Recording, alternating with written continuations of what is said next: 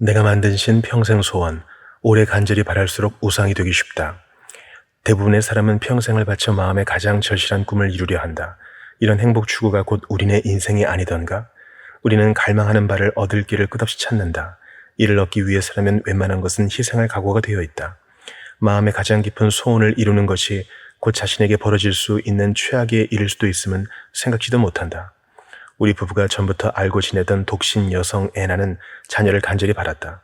결국 애나는 늦은 나이에 결혼해 의료진의 예상을 뒤엎고 건강한 두 아이를 낳았다. 하지만 꿈을 이루지는 못했다. 자녀에게 완벽한 삶을 주려는 의욕이 지나쳐 그녀는 행복을 제대로 누릴 수 없었다.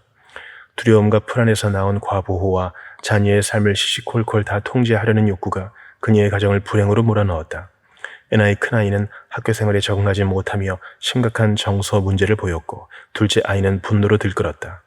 자녀에게 놀라운 삶을 주려는 그녀의 욕심은 오히려 자녀를 망칠 소지가 다분하다. 마음의 가장 깊은 소원을 이루는 것이 독이 될 수도 있다. 1980년대 말에 신시아 하이멜은 사람은 명성을 얻는 순간 괴물로 변한다라고 쓴 뒤 아주 유명한 할리우드 스타 세 사람의 이름을 댔다. 유명해지기 전부터 그녀가 알던 이들이었다. 그들은 한때 더없이 유쾌한 인물이었으나 지금은 신적인 존재가 되어 지독한 분노를 뿜어내곤 한다. 사람이 명성과 인기에 파묻히면 모든 성격 결함과 못난 부분이 전부 다 2배는 더 나빠진다. 그녀가 언급한 그 1980년대 스타들이 누구인지 궁금할 테지만 굳이 몰라도 상관없다. 똑같은 전철을 밟는 유명한 이름이 신문 일면을 번번이 장식하기는 지금도 마찬가지니 말이다. 이름만 바뀔 뿐 그 틀은 늘 똑같다. 내 마음이 절실하게 바라는 것. 왜 마음의 가장 깊은 소원을 이루는 게 오히려 재앙이 될까? 로마서의 사도 바울은 하나님이 누군가에게 행하실 수 있는 최악의 일 중 하나가 그들을 마음의 정욕대로, 갈망대로 내버려 두시는 것이라 썼다. 가장 절실한 꿈을 이루도록 허용하시는 게 왜 상상 가능한 최고의 형벌일까? 우리 마음이 그 갈망을 우상으로 삼았기 때문이다. 같은 장에서 바울은 인류 역사를 이렇게 한 문장으로 요약했다. 그들이 피조물을 조물주보다 더 경배하고 섬김이라. 모든 인간은 무엇인가를 위해 살아야 한다. 그 무엇인가가 우리 생각을, 우리 마음의 가장 근본적인 충성심과 희망을 사로잡아야 한다. 그런데 성경에 따르면 그 대상은 성령의 개입 없이는 결코 하나님이 될 수 없다. 하나님만이 줄 수 있는 의미와 희망과 행복을 피조물에게 바란다면 결국 피조물은 그 역할을 하지 못하고 우리 마음을 비탄에 빠뜨린다. 자녀의 삶을 망치던 애나는 자녀를 너무 많이 사랑한 게 아니라 자녀와의 관계에서 하나님을 너무 적게 사랑했다. 그 결과 그녀의 신인 두 자녀는 엄마의 과중한 기대에 짓눌리고 말았다. 성경의 핵심 원리는 우상 숭배를 배격하는 것이다. 성경을 속속들이 아는 두 유대인 학자가 내린 결론이다. 그래서 성경에는 우상 숭배의 무수한 형태와 참담한 결과를 보여주는 이야기가 수두룩하다. 우리 마음이 선택하는 가짜 신에는 사랑, 돈, 성취, 성공, 권력이 있다. 그리고 성경에는 그에 상응하는 생생한 내러티브가 나온다. 그것을 보면 특정한 우상을 숭배하는 일이 우리 삶 속에서 어떻게 전개되는지 알 수 있다. 아브라함은 성경의 중심 인물이다. 고대의 웬만한 남자처럼 그도 가문을 이을 아들을 간절히 원했다. 다만 아브라함에게는 그것이 마음의 가장 깊은 소원이 되었다. 그런데 마침내 그에게도 아들이 태어났다. 평생의 소원을 이룬 것이다. 그런데 바로 그때 하나님은 아브라함에게 다 내놓을 것을 요구하신다. 왜 희생하고 왜 기다렸나?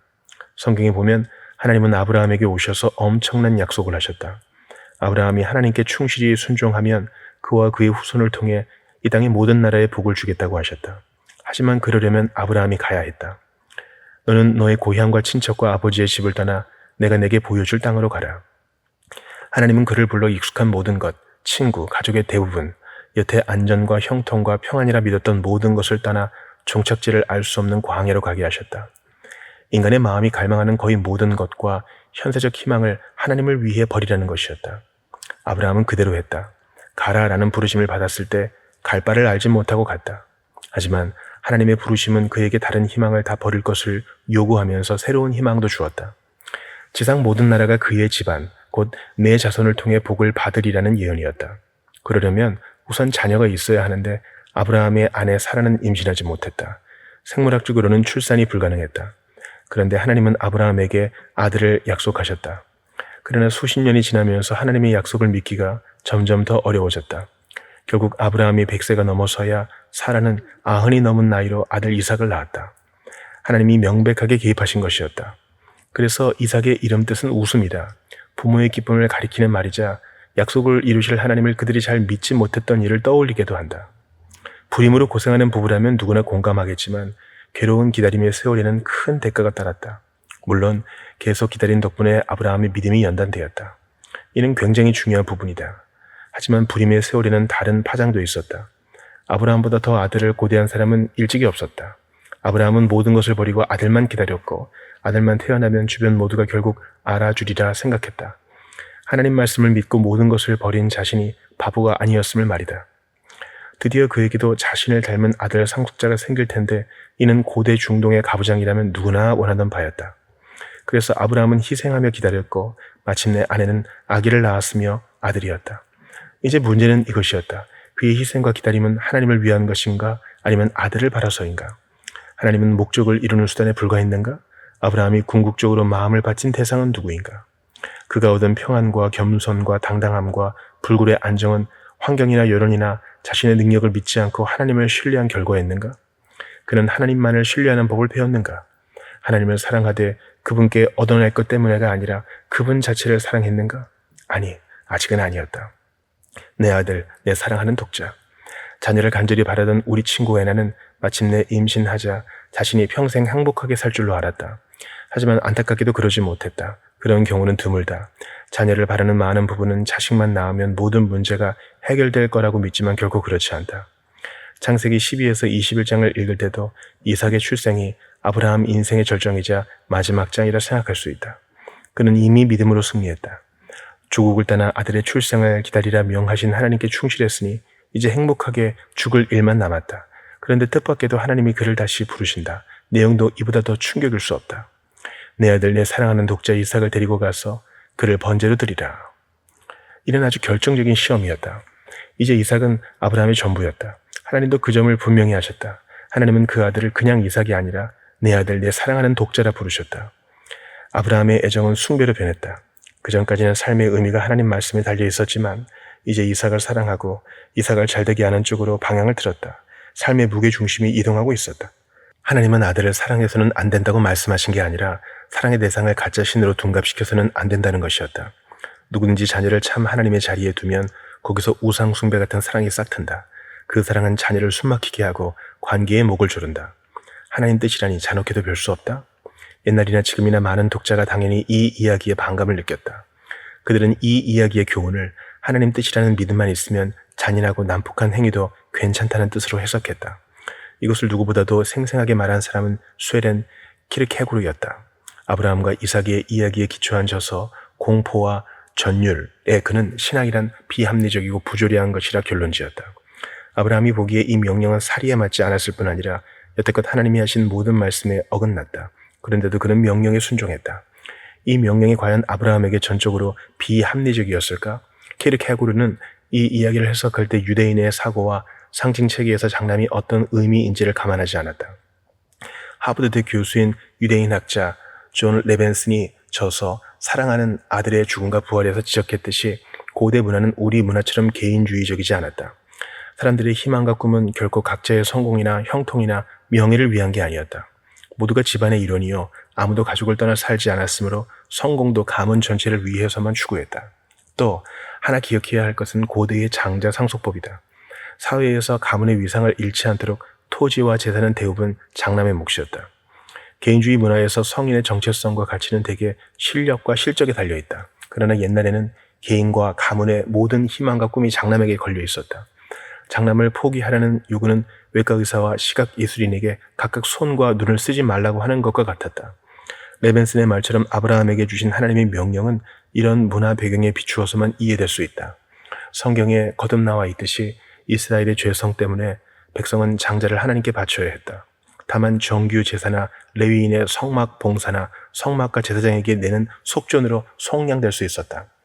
하나님은 이스라엘 백성을 노예로 부리던 애굽, 이집트를 심판하실 때 최후 형벌로 장자의 생명을 취하셨다. 각 집안과 온 나라의 죄 때문에 애굽의 장자들이 목숨을 잃었다. 왜 그랬을까? 장남이 곧 집안이었기 때문이다. 따라서 하나님이 이스라엘 백성에게 이르시기를 장자의 목숨이 속량되지 않는 한 그분의 소유라 하신 것은 곧 그 당시 문화의 가장 생생한 방식으로 말씀하신 것이다. 이 땅의 모든 집안은 영원한 정의를 비치고 있다. 바로 죄의 빛. 이 모두는 아브라함에게 내리신 하나님의 지시를 해석하는 데 매우 중요하다. 만일 아브라함에게 일어나 내 아내를 죽이라 라는 말이 하나님 음성처럼 들려왔다면 그는 아마 실행하지 않았을 것이다. 당연히 자기가 환청을 들었다고 생각했을 것이다. 그분이 여태껏 정의와 의에 대해 하신 모든 말씀에 명백히 어긋나는 일을 그에게 시키실 리가 없었기 때문이다. 그러나 외아들의 생명을 취하시겠다는 하나님의 말씀은 아브라함에게 비합리적 모순이 아니었다. 보다시피 하나님은 그에게 이삭의 천막에 들어가 아들을 그냥 죽이라고 하신 게 아니라 아들을 번제로 바치라고 하셨다. 아브라함의 빚을 회수하신 것이다. 집안의 죄 때문에 아들이 죽어야 했다. 아브라함은 하나님을 알았다. 이해할 만한 명령이었다고 해서 조금이라도 덜 끔찍해진 것은 아니다. 아브라함은 결정적인 의문에 마주섰다. 하나님은 거룩하시다. 그래서 우리 죄 때문에 이삭이 목숨을 잃어야 한다. 하지만 하나님은 은혜의 하나님이시다. 이삭을 통해 세상에 복을 주겠다고 말씀하셨다. 거룩하고 의로우신 하나님이 어떻게 동시에 구원의 약속을 은혜로 이루실 수 있을까? 아브라함은 답을 몰랐다. 하지만 그래도 갔다. 그의 행동은 구약의 다른 인물인 욥과 맥을 같이 한다. 욥은 영문도 모른 채 무수한 고난을 당했지만 이렇게 고백했다. 내가 가는 길을 그가 아시나니 그가 나를 단련하신 후에는 내가 순금같이 되어 나오리라. 아브라함은 대체 어떻게 하나님의 부르심에 순종해서 산으로 걸음을 옮겼을까? 이 명작 히브리 내러티브에 희미한 암시가 나와 있다. 아브라함은 종들에게 우리가 너희에게로 돌아오리라 라고 말했다. 하나님이 어떻게 하실지 그가 구체적으로 알았을 것 같지는 않다. 하지만 산에 올라갈 때 아브라함은 의지력과 자기 암시에 충만해서 내가 할 수 있다라고 말하지 않았다. 그는 하나님이 하실 것이다. 그 방법을 내가 모를 뿐이다 라고 말하며 올라갔다. 그분이 무엇을 하신단 말인가? 하나님은 장자에게 전가된 빚을 어떻게든 제하시고 은혜의 약속을 지키실 것이었다. 아브라함은 그저 맹신만 한 게 아니다. 이건 미친 짓이고 살인이지만 그래도 나는 하겠다라고 말한 게 아니다. 대신 나는 하나님이 거룩하시고 은혜로우신 분임을 안다. 어떻게 하실지는 모르지만 분명히 이번에도 하나님이 그런 분임을 보이실 것이다 라고 말했다. 자신이 거룩하신 하나님께 빚진 자임을 믿지 않았다면 그는 너무 화가 나서 가지 못했을 것이다. 반대로 은혜의 하나님을 믿지 않았다면 그는 너무 아찔하고 낭망해서 가지 못했을 것이다. 그냥 드러누워 시름시름 앓았을 것이다.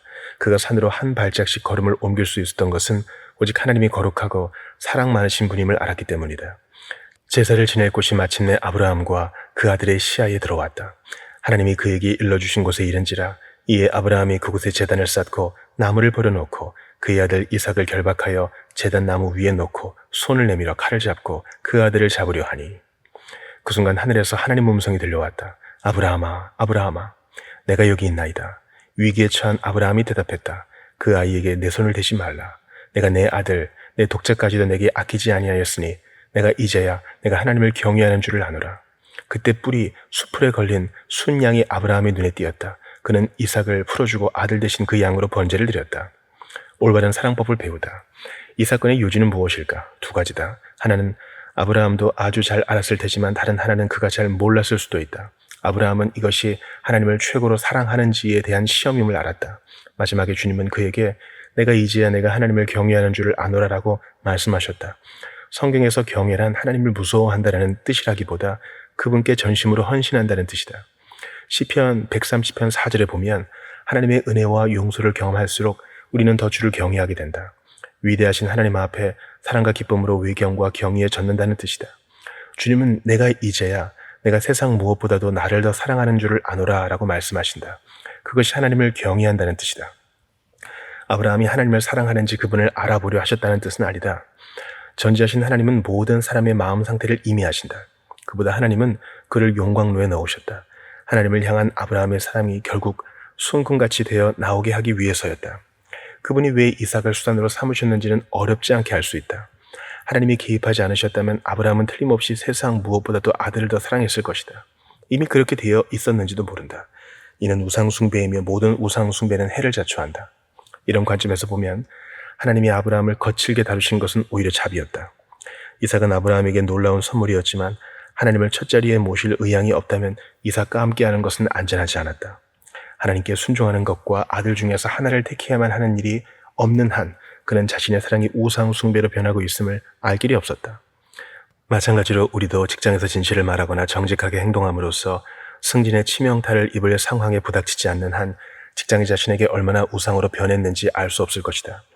하나님 뜻을 행하기 위해 손해를 감수할 의향이 없다면 직장이 우리의 가짜신이 될 것이다.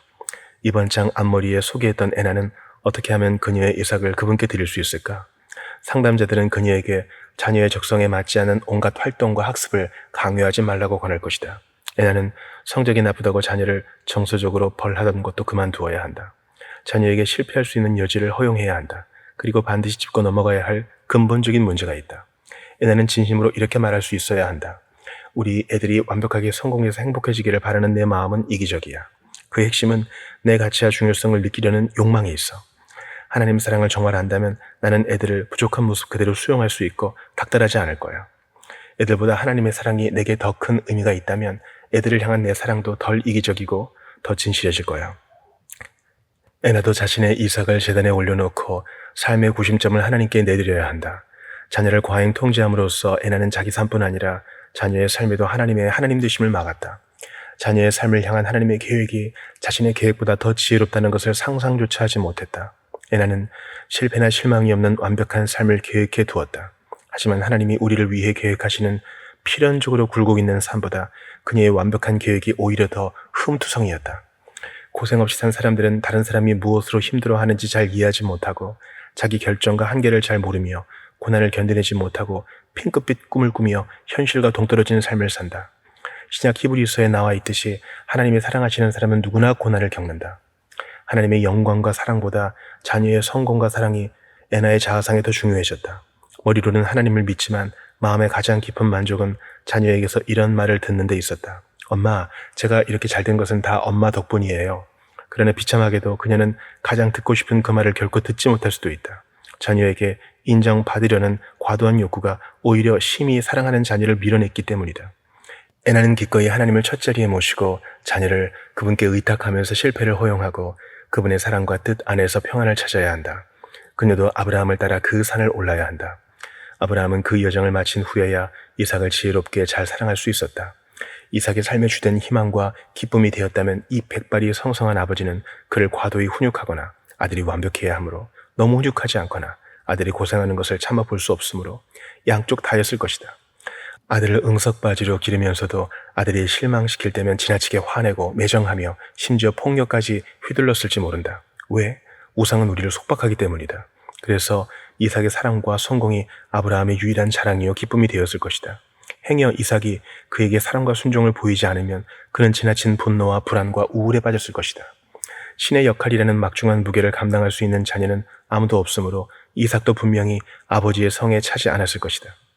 아브라함의 기대치가 너무 높아 이삭은 아버지의 그늘을 피해 떠나거나 신령이 뒤틀리고 망가졌을 것이다. 요컨대 산을 오르던 아브라함의 괴로운 걸음은 긴 여정의 최종 단계였다. 그 여정을 통해 하나님은 평범한 인간을 역사상 가장 위대한 인물 중 하나로 변화시키셨다. 그는 이제 믿음의 조상이라고 불린다. 하나님이 그의 마음속 우상을 다루지 않으셨다면 이런 일은 없었을 것이다. 아들을 내주신 아버지 하나님. 이 유명한 사건에는 아브라함이 몰랐거나 적어도 그 당시에는 잘 보이지 않았던 요지도 있다. 이삭은 왜 제물로 드려지지 않았는가? 아브라함 가족의 죄는 그대로인데 거룩하신 정의의 하나님이 어떻게 그것을 간과하실 수 있는가? 그야 순양이 대속물로 드려졌기 때문이다. 하지만 장자의 빚을 지어준 것은 정말 순양의 피인가? 그렇지 않다. 먼 훗날 똑같은 산에서 또 다른 장자가 나무 위에 달려 두 팔을 벌리고 죽었다. 그러나 하나님이 사랑하시는 그 아들이 갈보리 산에서 나의 하나님 어찌하여 나를 버리셨나이까 라고 외치셨을 때는 하늘에서 구조를 알리는 아무 소리도 없었다. 오히려 성부 하나님은 침묵 속에 그 값을 치르셨다. 왜 그러셨을까? 아브라함의 아들 이삭의 참된 대속물은 하나님의 외아들 예수님이었다. 그분이 대신 죽어 우리의 형벌을 당하셨다. 그리스도께서도 단번에 죄를 위하여 죽으사 의인으로서 불의한 자를 대신하셨으니 이는 우리를 하나님 앞으로 인도하려 하심이라. 바울도 이삭 이야기의 참 의미를 깨닫고 일부러 그 어법을 예수님께 적용했다. 자기 아들을 아끼지 아니하시고 우리 모든 사람을 위하여 내주시니가 어찌 그 아들과 함께 모든 것을 우리에게 주시지 아니하겠느냐. 여기에 우리가 우상 숭배에서 돌이킬 수 있는 실제적 해답이 있다. 보유하는 게 영적으로 안전하지 못한 우리 삶의 이삭을 제물로 바쳐야 한다. 거기에 악착같이 매달려 노예가 되지 않을 방도를 찾아야 한다. 위대하신 하나님을 추상적으로 되뇌고만 있어서는 결코 그리 될 수 없다. 하나님이 우리를 지극히 사랑하시고 아끼시고 기뻐하심을 알고 확신해야 한다. 그 사랑 덕분에 우리 마음은 그분 안에서 안식과 의미와 안전을 얻고 삶에 무슨 일이 닥치든 감당해낼 수 있다. 그 사랑을 어떻게 확신할 수 있는가? 하나님은 아브라함의 재물을 보시고 내가 내 독자까지도 내게 아끼지 아니하였으니 내가 이제야 내가 나를 사랑하는 줄을 아노라라고 말씀하셨다. 그렇다면 우리는 얼마나 더 십자가 위 그분의 재물을 보며 사랑하시는 독자까지도 제게 아끼지 아니하셨으니 저를 사랑하시는 줄을 아나이다 라고 아뢰 수 있겠는가? 그분이 하신 일의 엄청난 규모를 조금씩 깨달을 때 비로소 우리 마음은 다른 어떤 것도 아닌 그분 안에서만 안식을 얻는다. 이 이야기의 의미는 예수님으로만 완성된다. 하나님이 의로우신, 우리 죄의 빚을 갚도록 요구하시는 의로우신 분이면서 또한 의롭다 하시는 구원과 은혜를 베푸시는 분임은 먼 훗날 다른 아버지께서 다른 산 갈보리로 그분의 장자와 함께 올라가 우리 모두를 위한 제물로 그 아들을 내주셨기 때문에만 가능하다. 당신의 노력으로는 결코 아브라함처럼 위대하고 용감할 수 없으며 하나님 안에 안전해질 수 없다. 이 사건의 실체이신 구주 예수님을 믿어야 그리 될 수 있다. 오직 예수님이 우리를 위해 사시고 죽으셨기 때문에 당신의 하나님도 무한한 사랑이시면서 동시에 거룩하신 분일 수 있다. 그래서 당신을 향한 그분의 사랑을 절대 확신할 수 있다. 예수만으로 충분한 인생. 우리에게 닥쳐오는 많은 실망과 고민거리를 생각해보라. 자세히 보면 알겠지만 그중 가장 괴로운 것은 각자의 이삭과 관계에 있다. 우리 삶 속에는 하나님만이 줄 수 있는 만족과 기쁨을 웬만큼 얻어보려고 투자하는 대상이 늘 있게 마련이다. 삶이 가장 고통스러울 때는 자신의 우상이 위협받거나 제거될 때다. 그럴 때 우리는 둘 중 하나로 반응할 수 있다. 우선 원한과 절망을 택할 수 있다. 그러면 감정의 흙탕물 속에 뒹굴며 뻔뻔하게 이런 생각에 빠져든다. 평생 노력해서 이 자리까지 올라왔는데 이제 다 날아가 버렸어. 딸을 위해 평생 뼈 빠지게 일했는데 감히 나를 이따위로 대해? 조금이라도 위안을 얻기 위해 제멋대로 거짓말하거나 속이거나 복수하거나 소신을 저버려도 될 것만 같다. 그러다 영영 낙심 속에 살아갈 수도 있다. 또는 당신도 아브라함처럼 그 산을 오르며 이렇게 고백할 수 있다. 주님, 그것 없이는 못 살 것 같았는데 이제 주께서 저를 그것 없는 삶으로 부르시는 것 같습니다. 하지만 주님만 계시다면 제게 정말 필요한 부와 건강과 사랑과 명예와 안전은 다 있는 것이며 결코 이룰 수도 없습니다. 많은 사람이 배운 바를 가르쳐 주듯이 예수님만으로 충분함을 알려면 우선 예수님밖에 남은 게 없어야 한다. 일단 내가 만든 가짜신을 하나님 아래로 강등시키고 나면 그중 다수나 어쩌면 대부분이 우리 삶 속에 계속 남아있어도 괜찮다. 이제 그것이 우리를 지배하거나 불안과 교만과 분노와 충동으로 괴롭히지 못한다. 하지만 그렇다고 해서 이 이야기의 의미를 착각해 우상을 버릴 의향만 있으면 된다고 생각해서는 안 된다. 만일 아브라함이 산을 오르면서 이삭을 정말 내놓지는 않고 제단에 올려놓기만 하면 되겠지라고 생각했다면 그는 시험에서 낙방했을 것이다. 뭔가가 우리 삶 속에 남아있어도 안전하려면 그것이 더는 우상이 아니어야만 한다. 그러려면 정말 그것 없이 살 마음이 있어야 하고 하나님이 계시기에 나는 너 없이도 살 수 있다 라고 진심으로 고백해야 한다. 하나님이 사실은 우리를 구원하시는 중인데 오히려 죽이시는 것처럼 보일 때가 있다. 아브라함의 경우에도 하나님은 그를 위대한 사람으로 빚으시는 중이었지만 겉으로는 매정해 보이셨다. 그런 상황에서 하나님을 따른다는 게 어떤 이들에게는 맹신처럼 보이겠지만 사실은 감사에 찬 강건한 믿음이다. 성경의 요셉과 모세와 다윗 같은 인물의 이야기가 수두룩하다. 하나님이 그들을 버리신 것 같지만 나중에 알고 보면 하나님은 삶 속에 해로운 우상을 다루고 계셨다. 이는 역경을 거쳐야만 이루어질 수 있는 일이다. 아브라함처럼 예수님도 하나님의 부르심을 받고 처절하게 씨름하셨다. 겟세마네 동산에서 그분은 아버지께 다른 길이 있느냐고 물으셨으나 결국은 순종해서 갈보리산에 올라가 십자가를 지셨다. 아버지가 나쁜 일을 허용하시는 이유를 우리는 다 모르지만 예수님처럼 우리도 힘들 때 하나님을 신뢰할 수 있다. 하나님을 바라보며 그분이 이미 해주신 일을 즐거워하면 가장 어둡고 힘들어 보일 때도 꼭 필요한 기쁨과 희망을 얻어 하나님의 부르심에 따를 수 있다. 그리고 우리가 만든 가짜 신으로부터 해방된다.